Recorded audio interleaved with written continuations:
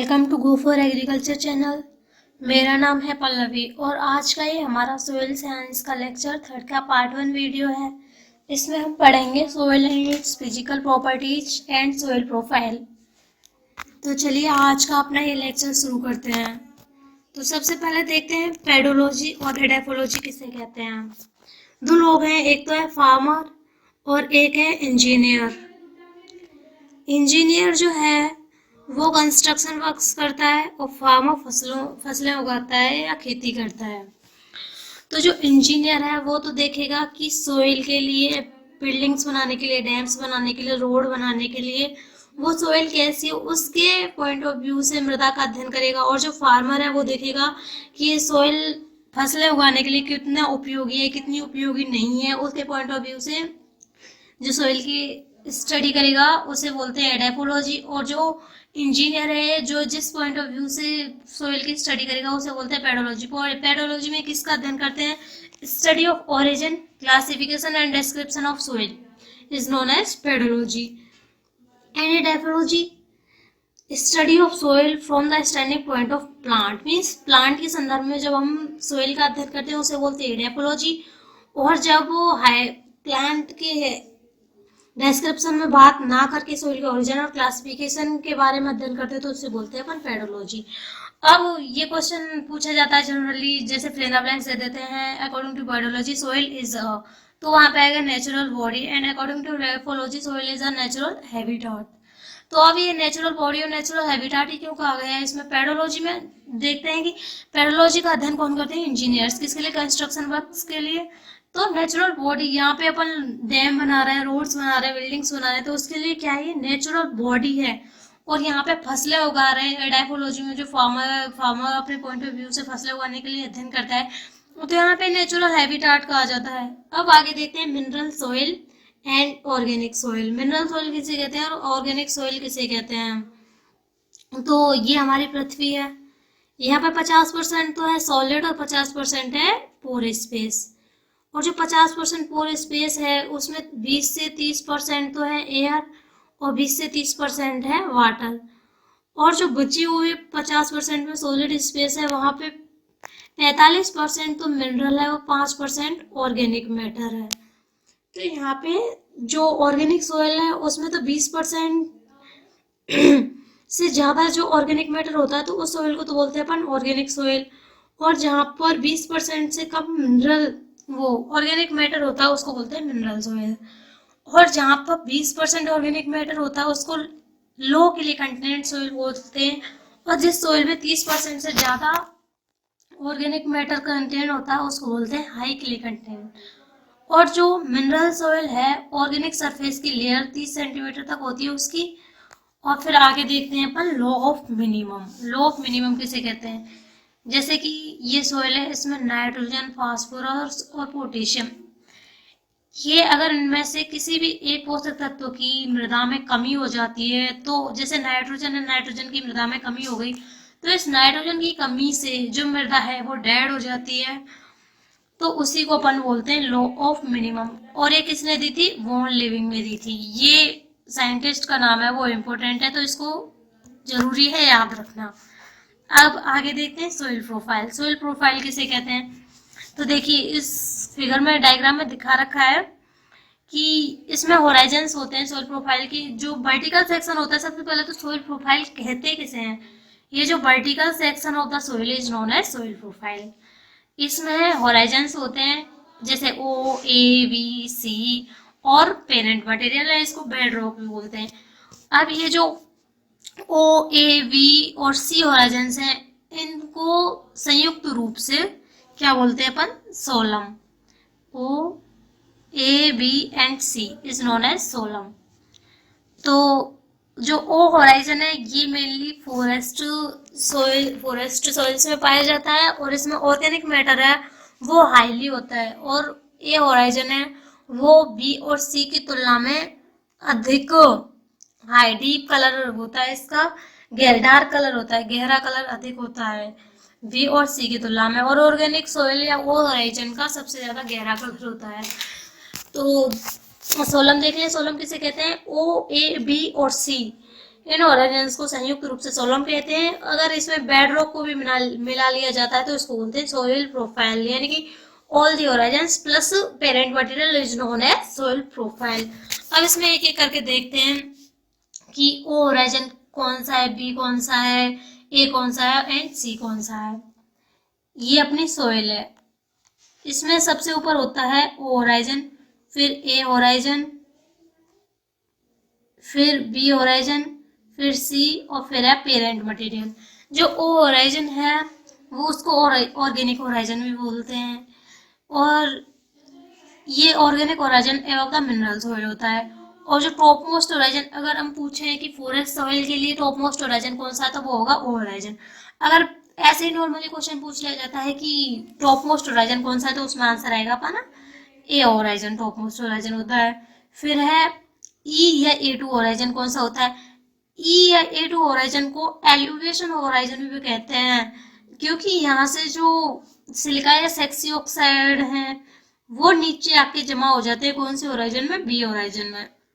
तो B horizon को क्या बोलते हैं, एलिवेशन, और ए होराइजन को एलिवेशन, क्योंकि ए होराइजन से वो कॉन्स्टिट्यूएंट्स जो नीचे आ रहे हैं और बी होराइजन में जमा हो रहे हैं, तो इसके लिए कौन सा होता है, मैक्सिमम एक्यूमुलेशन होराइजन। अब ए बी या ई बी, ये ए बी या ई बी है जो ए या ई के सिमिलर होता है, और वी होराइजन है उसमें मैक्सिमम एक्यूमुलेशन। अब सी के बारे में देखते हैं। सी होराइजन है जो बेड रॉक के ऊपर होता है और बी होराइजन से नीचे होता है। ये इसमें अनकंसोलिडेटेड मटेरियल होता है, और जो बेड रॉक या पेरेंट मटेरियल है वो जैसे कि इसमें देख सकते हैं उसमें चट्टाने वगैरह होते हैं, और इसी के पेरेंट मटेरियल के आधार पर ही ओ ए बी और सी होराइजन का निर्माण होता है। जैसा पेरेंट मटेरियल होगा उसी प्रकार की सोइल का निर्माण होगा। अब आगे देखते हैं फिजिकल प्रॉपर्टीज ऑफ सोइल। अब हमको क्या क्या इसमें पढ़ना है, soil texture, soil structure, particle density of mineral soil, bulk density, pore space, solid space, soil consistency, soil air, soil water, soil temperature and soil colour. तो आप इसको रफ में भी नोट डाउन कर सकते हैं, जिससे कि ये एक ओवरव्यू ले लेंगे कि क्या क्या पढ़ना है हमको, और सीरियल वाइज पढ़ते जाएंगे। सबसे पहले सोइल टेक्सचर। सोइल टेक्सचर किसे कहते हैं, तो एक एग्जांपल के थ्रू समझते हैं। ये कोई बेसल है और ये दूसरा है। अब इसमें ये मिट्टी भरी हुई है और इसमें भी मिट्टी है। इसमें मिट्टी किससे बनी होती है, सैंड, सिल्ट एंड क्ले। तो सैंड, सिल्ट और क्ले जिस प्रपोर्शन में मिट्टी में होता है उसको अपन बोलते हैं सोइल टेक्सचर। जैसे कि इसमें फर्स्ट वाले में 45% सैंड है और 25% सिल्ट है और 20% क्ले है। ऐसे ही दूसरे वाले में जो क्ले है वो 40%, 20% सिल्ट और 20% सैंड है। तो ये जिस प्रपोर्शन में, उस प्रपोर्शन को क्या बोलते हैं, soil texture. And mechanical analysis, soil texture को कैसे अपन जान सकते हैं कि सोइल का कैसा टेक्सचर है, तो उसके लिए एक मेथड होता है हाइड्रोमेट्रिक मेथड। इस हाइड्रोमेट्रिक मेथड के थ्रू हम ये जान सकते हैं इस सोइल का टेक्सचर कैसा है। अब इस सोइल का टेक्सचर भी अलग अलग होते हैं, जैसे कि स्टोन है या ग्रेवल है, और तीसरे नंबर का आता है फाइन अर्थ। तो इसको देखते हैं, ये है यहाँ पे 20 mm, 0.2, 0.002, 0.002। अब जो 20 mm है इसको तो बोलते हैं अपन, या 20 mm से ज्यादा होता है उसको बोलते हैं स्टोन, और ये 2 से 20 mm के बीच होता है इसको बोलते हैं ग्रेवल, और तीसरा होता है फाइन अर्थ। फाइन अर्थ में भी 3 होते हैं, coarse sand, fine sand and silt. अब कोर्स सैंड में 0.2 से और 2 mm के बीच में होता है, इसको बोलते हैं अपन कोर्स सैंड। एंड 0.02 से 0.02 इसको बोलते हैं फाइन सैंड, और सिल्ट 0.02 से 0.02 इसको बोलते हैं अपन सिल्ट, और जो 0.002 mm से कम होता है उसको बोलते हैं अपन क्ले। तो इसमें किसका अंतर है, ओनली पॉइंट बढ़ते जा रहे हैं और कुछ नहीं हो रहा। तो इसको अपन यहाँ इस तरीके से भी कर सकते हैं। अब आगे देखते हैं सोइल स्ट्रक्चर। सोइल स्ट्रक्चर किसे कहते हैं?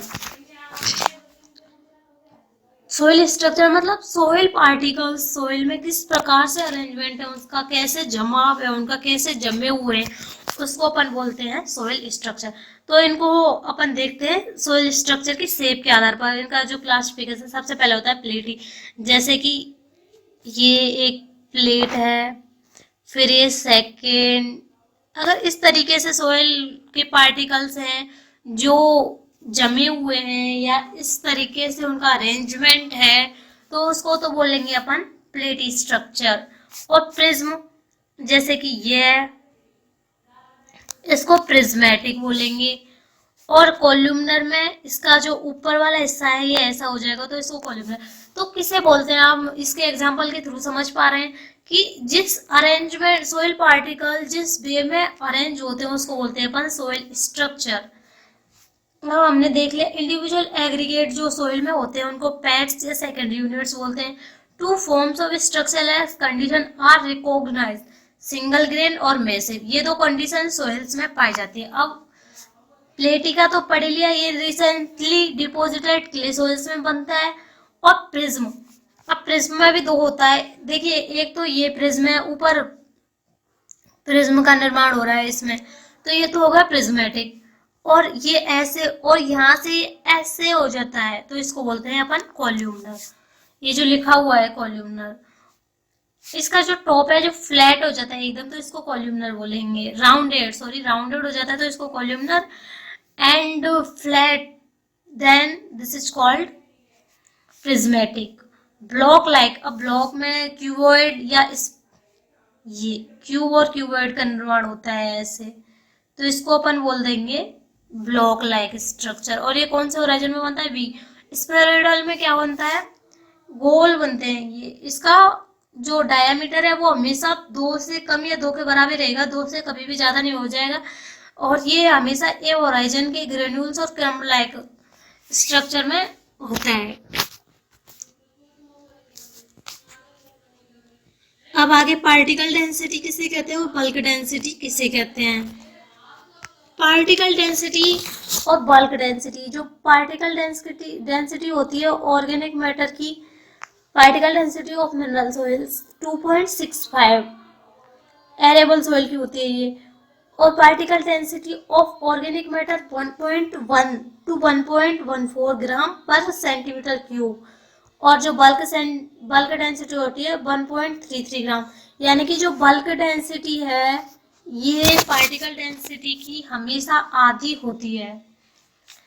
तो जो सॉलिड परसेंट सॉलिड स्पेस निकालने का जो फॉर्मूला है वो BD अपॉन PD इंटू 100। तो BD कितनी होती है? 1.33 और 2.65 PD इंटू 100। इस फॉर्मूला के थ्रू हम परसेंट सॉलिड स्पेस निकाल सकते हैं। अब क्ले का कितना होता है ये पूरी स्पेस? 50 to 60%, लोमी का 30 to 50% एंड सैंडी का 20 to 30%। अब इसमें ये पोर स्पेस तो हो गया। पोर स्पेस भी 2 प्रकार के होते हैं, मैक्रोपोर्स एंड माइक्रोपोर्स एंड मैक्रो। और मैक्रो जो पोर्स होते हैं उनका तो डायमीटर 0.06 mm से ज्यादा होता है और जो माइक्रोपोर्स होते हैं उनका डायमीटर 0.06 mm से कम होता है। तो ये हुआ अपना बल्क डेंसिटी, पार्टिकल डेंसिटी। और इनमें सैंडी सॉइल्स में, लोमी सॉइल्स में, क्ले सॉइल्स में पोर स्पेस कितने कितने होते हैं, मैक्रोपोर्स किसे कहते हैं, माइक्रोपोर्स किसे कहते हैं, इसके बारे में भी जानना। सबसे पहले अपन ने देखा था कि इडेपोलॉजी और पेडोलॉजी किसे कहते हैं। जो पेडोलॉजी है वो तो इंजीनियर अध्ययन करता है, उसके लिए तो उसको नेचुरल बॉडी बोलते हैं। इडेपोलॉजी का अध्ययन कौन करते हैं? किसान, क्योंकि वो हायर प्लांट्स के उसमें करते हैं तो उसको नेचुरल हैबिटाट बोलते हैं। फिर उसके बाद हमने देखा था लॉ ऑफ मिनिमम। अगर इसमें एक भी न्यूट्रिएंट की डेफिशिएंसी हो जाती है तो उसमें क्रॉप की लाइफ साइकिल है जो कंप्लीट नहीं हो पाती है, तो इसलिए उसको लॉ ऑफ मिनिमम कहते हैं। और उसको बॉल लिविंग में 1840 में दिया था। फिर सोइल प्रोफाइल को देखा। सोइल प्रोफाइल में हमने देखा कि इसमें जो होराइजन है O A और बी और सी पाए जाते हैं, जिसमें टॉप मोस्ट होराइजन को ए होराइजन कहते हैं, और वो होराइजन ओनली फॉरेस्ट सोइल्स में पाया जाता है। फिर बी होराइजन, ए होराइजन को अपन बोलते हैं eluviation horizon, and B horizon को बोलते हैं अपन इलिवेशन होराइजन। और सी होराइजन में calcium magnesium carbonate cementation process होता है। फिर उससे नीचे सी होराइजन से नीचे होता है अपना पेरेंट मटेरियल। फिर अपन ने देखा था सोइल प्रॉपर्टीज, फिजिकल प्रॉपर्टीज, जिसमें सबसे पहले सोइल का टेक्सचर देखा था। सोइल टेक्सचर किसे बोलते हैं? प्रोपोर्शनल, जो relative proportional of sand silt and clay, जो किस अनुपात में है सैंड सिल्ट और क्ले, उसको बोलते हैं अपन सोइल टेक्सचर। फिर उसमें देखा था स्टोन किसे कहते हैं? जिसका डायामीटर 250 mm से या 25 से ज़्यादा होता है तो उसको बोलते हैं अपन 20 mm से ज़्यादा होता है उसको stone. Gravel 2 to 20 mm and fine earth less than 2 mm, clay less than 0.02 mm। फिर उसका टेक्सचर, अपन ने टेक्सचरल क्लासेस नहीं पढ़ा, उसको अपन आगे की स्लाइड में देखते हैं। टेक्सचर क्लासेस की the proportion of predominant size of fractions of sand, silt and clay is the basic of classification of soil texture। means soil texture कैसे है, वो सैंड सिल्ट और क्ले का जमाव कैसे है, उसको बोलते हैं पर टेक्सचर क्लासेस। अब इसमें जो सैंडी सॉइल्स हैं, जबकि 85% से ज़्यादा होगा तो उसको सैंड बोलेंगे, और जब 85% 80 से कम होगा तो उसको सिल्ट बोलेंगे, and then 40% then it is called clay soil. तो ये आज के लिए। फिर आगे अपन ने देखा था सोइल स्ट्रक्चर। सोइल स्ट्रक्चर में देखा था कि जो सैंड सिल्ट और क्ले हैं उनका अरेंजमेंट मृदा में कैसे है, तो उसको बोलते हैं सोइल स्ट्रक्चर। फिर सोइल स्ट्रक्चर के बाद सोइल के जो हैं वो देखा था कि सोइल की जो स्ट्रक्चर है उनको कितने भागों में डिवाइड किया गया है। सबसे पहले प्लेट ही था, अगर वो प्लेट्स के रूप में ऐसे जमाव हो रहा है तो उसको प्लेटी स्ट्रक्चर बोलते हैं। प्रिज्म, ऐसे प्रिज्म बना रहा है तो उसको प्रिज्मेटिक, और प्रिज्मेटिक में दो होते हैं, एक तो प्रिज्मेटिक एंड देन अगर ऊपर से राउंडेड है तो उसको कॉलमनर ब्लॉक लाइक, इसमें क्यूब या क्यूबोइडल का निर्माण करते हैं तो इसको ब्लॉक लाइक स्फेरोइडल में गोल बनाता है। तो और इसका स्फेरोइडल में 2 mm से ज़्यादा इसका वो नहीं होता डायमीटर। तो ये अपन का आज का इतना लेक्चर था। अगर आपको इसकी PDF डाउनलोड करनी है तो आप गो फॉर एग्रीकल्चर का टेलीग्राम चैनल ज्वाइन कर सकते हैं और इसको सब्सक्राइब करें।